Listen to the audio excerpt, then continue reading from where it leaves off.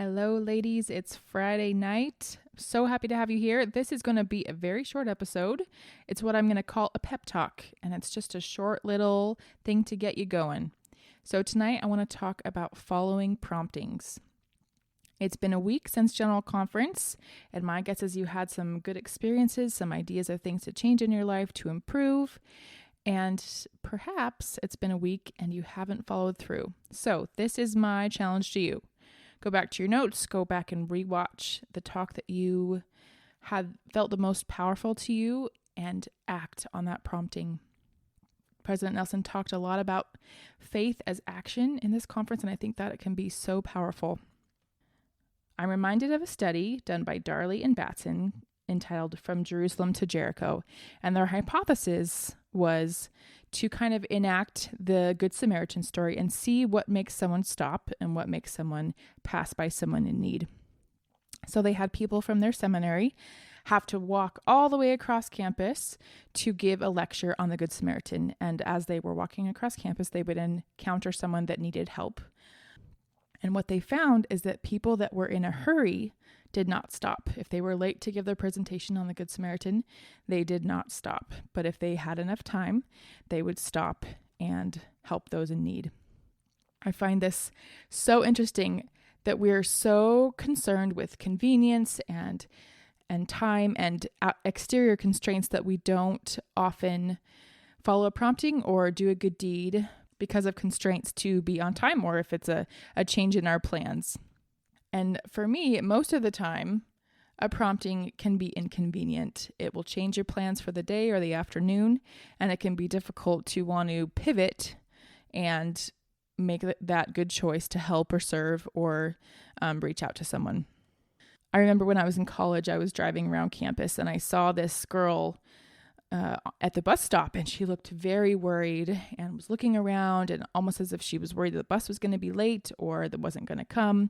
And it was dark and it was getting later in the day. And as I drove past her up the hill, I felt like I should stop and help her. But the direction I was going, it was really hard to turn around, and it was just really complicated to turn back because of the way that the roads were designed in this part of campus. And I remember I got a certain way and I was like, oh, I should just go back. So I finally turned around and went back.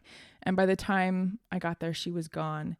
And this was over 10 years ago. And I still think about that girl. If I had not waited so long to respond to that pull to help her and just ask her if she needed a ride or something, I would have perhaps been able to help her if I had not been thinking about how inconvenient it was. I want you to think about something that you feel prompted to do, whether it's from conference or not, and to get out of your own way and stop worrying about how inconvenient or difficult it is and just move forward. Jeffrey R. Holland said that Christianity is comforting, but it is not comfortable. We have to be willing to be uncomfortable and to pivot and to change our day and to be inconvenienced, to be a true Christian who acts on promptings. I have a tendency myself to overplan and overschedule and think 5 steps ahead.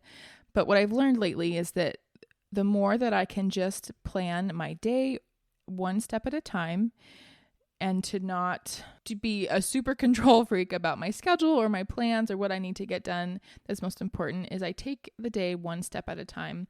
And often as I'm finishing a task, I'll think, okay, what's the next thing that I need to do? And sometimes I'll have a prompting about what I should do, or maybe it's just, what's more important, and not necessarily it's like a huge prompting, but what's the most important thing that I can get done today? And just having that attitude throughout the day has really helped me to be more in tune to the Spirit and to let God guide my every step, and not to just be so focused on the path in front of me that I can stop and change course and act more in tune with being a Christian and being a Latter-day Saint, and to hopefully not be like the Levite who passed by the person that needed help, but to be like the Good Samaritan and do my best to serve those around me, even when it's inconvenient. President Monson reminds us to never, never, never postpone a prompting. You don't know the gravity of that prompting, and when you have more courage to act on those promptings, no matter how strange or small or inconvenient they may be, You show God that he can trust you with his work. So here's my challenge. Take that prompting that you've had in the last week and do it. Do it with faith and courage, and take a deep breath and make that step forward in faith. I know that God will reward your faith. And I know that any small action that you take that's directed by God will make a difference.